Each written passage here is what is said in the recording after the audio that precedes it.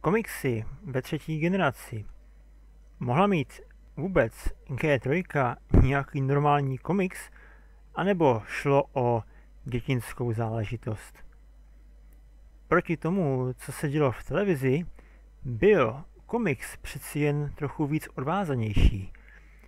Poníčky tu k sobě nebyly vůbec nějak zvlášť laskavé a nebo upřímné, jako to vidíme například zde. Poníčky vylévají zřejmě příšerně hnusný čaj za zády své hostitelky, kde se dá. Stejně tak v tomto komiksu dostává Minty pěkné kapky za to, že pomalu nic neumí a na konci se ostatním docela pomstí. Proč nemohly filmy obsahovat aspoň scény tohoto typu? Jindy zase poníčky cestují do paralelního vesmíru pomocí temné magie, která maže paměť. Tady Pinkie Pie potkává jednu atypickou jednorožku žijící v lese. Stylem kresby je dáno, že obyvatelé Poníkova jsou skutečně spíše náctileté puberťačky, když si porovnáte jejich výšku. Občas se v komiksu objevila i zajímavá reference. To naproti tomu ve filmech jich moc nebylo. Zde je jediný možný odkaz, který jsem našel na Land Before Time. Rezeru tím svým ano, on připomíná Ducky, která často říkala yes, respektive jep. Každopádně komiksy v G3 mají opravdu pěkné grafické stvárnění.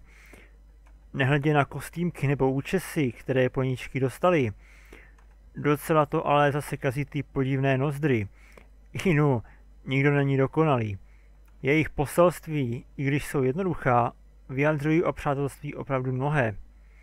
Mimo to jejich kresba se mění autor od autora a v některých případech je velmi zajímavá.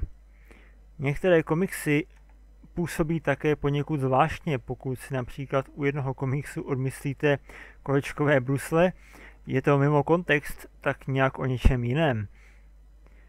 Chvíli si zase poníci hráli na medvídky štěstíky. V této době začal i u nás vycházet časopis My Little Pony. Vlastně stále ještě vychází s postavami ze 4. generace. Příběhy v něm nebyly nic moc a za ty peníze to nestojí. Jednoduché vektory, někdy jen prostě zrcadlené a nelogičnosti. Poníci mají například pozbírat nepořádek na pláži, jako v této G3,5 verzi, a ten tam udělal asi kdo. I když podle té lidské boty jim možná křivdím. Hrozně by mě zajímalo, jak si šprýmařka nasazuje přes ty svoje palmy klobouk, ale to člověk nevěděl už ani u G1, jak se Lickety Split nebo Hardrop naspávali do těch svých kostýmků. G3 to bylo u pár šatů vysvětlené, buď přes hlavu, nebo v případě princezny Vysterie se sukně rozepínala po celé délce. G4 je ovšem v tomto ohledu extrém, aneb Pinkie Pie a její úbory přiléhající na tělo. Jak se do nich dostala, to asi neví ani ona sama. A hry pro děti? Máte ku příkladu projít bludištěm tuškou a pozbírat tušky, jenže ty už očividně čmajznul někdo z redakce. Nejvíc se mi líbí jedna bota, na kterou Češi dojíždějí dost často, a tím je jejich zvyk udělat alespoň z jednoho podnika kluka. V komiksu padla volba na Sweetie Belle, takže se jmenovala Kvítek, což o to, proti gustu žádný lišputát. Problém je, že v jednom čísle se objevily poníčky na pláži a samozřejmě všechny v dívčím. Už slyším ty reakce dětí. Tati, proč má Kvítek dívčí šaty? Není on teplej? Ne, Karlíku, jenom blbej. Vlastně, na co potřebuje poník plavky? Toť otázka. Proč si bere Donald ručník, když jde do sprchy? A jen tak na okraji. Vím, že mnozí nemáte rádi česká jména. Všichni přivítejte naši právoplatnou vládkyni, princeznu Vanilopku. Vzdáváme poctu panovníčke Sugar Rush, princeznej Vanellope. Obyvatelia Sugar Rush, vzdajte poctu nášmu vládcovi, královi Candy. Občané, cukrkár, přivítejte našeho vládce, krále cukříka.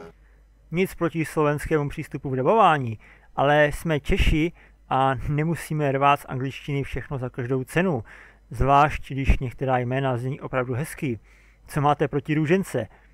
To, co vidíte nyní na pozadí, je taková menší sbírka obalů knížek. Ty jsou svým způsobem také docela umělecké dílo. Třetí generace také zavedla celkem zajímavé animace do televize. New in Ponyville? Come on, we'll show you. My Little Pony, Crystal Princess Pony. It's a magic. Ať už jde o CGI, My Little Pony, Crystal Princess Pony. How did Princess Pony do her hair like that?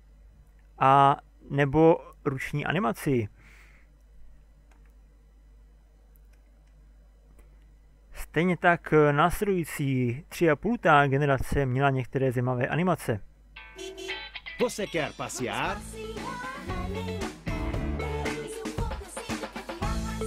Não é o Možná, že kdyby poníci byli v seriálech animovaní takto,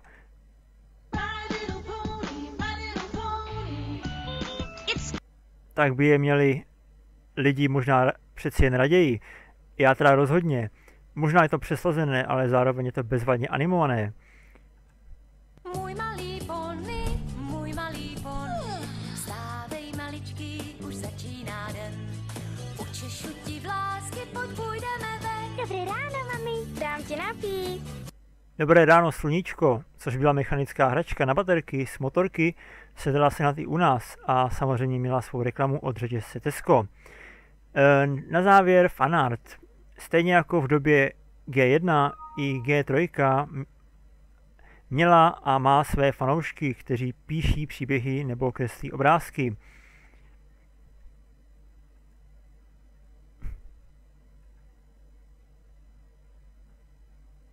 Některý jsou trošku jednodušší, ale jiný zase trošku na G3 docela odvážný. Samozřejmě reference, jak jinak.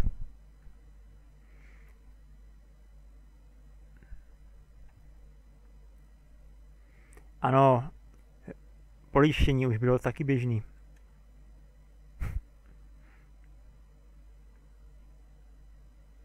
To už jsem asi měl.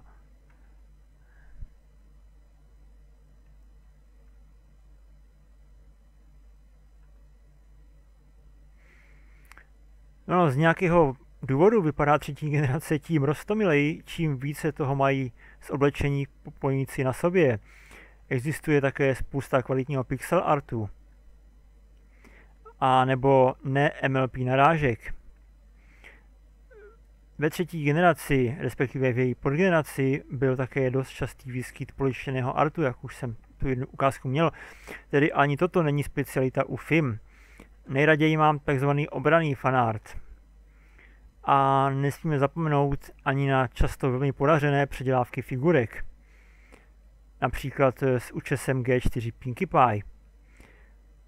Tohle ani nevím, zda fakt existovalo, nebo jde jen o legraci. Fanfiction moc nevyhledávám, ale jeden jsem přeci jen četl. Šlo o Minty Socks Explosion na filmfiction.net a je to fakt pošťahaný komiks nových i starých poníků, Care Bears a podobných vylomenin. Zřejmě existuje i pár crossoverů, zvláště s G4. Četl jsem jen část ještě jednoho, nutno říct zrovna dobrého, a jen bych si přál, aby podobně vznikla i nějaká crossover epizoda, podobně jako to má Lilo a Stitch. A heleme se, jsem slavnej. Na závěr bych neměl zapomenout na onen komiks My Hero Pie. Tím čistá třetí generace končí a příště začneme generací G3,5.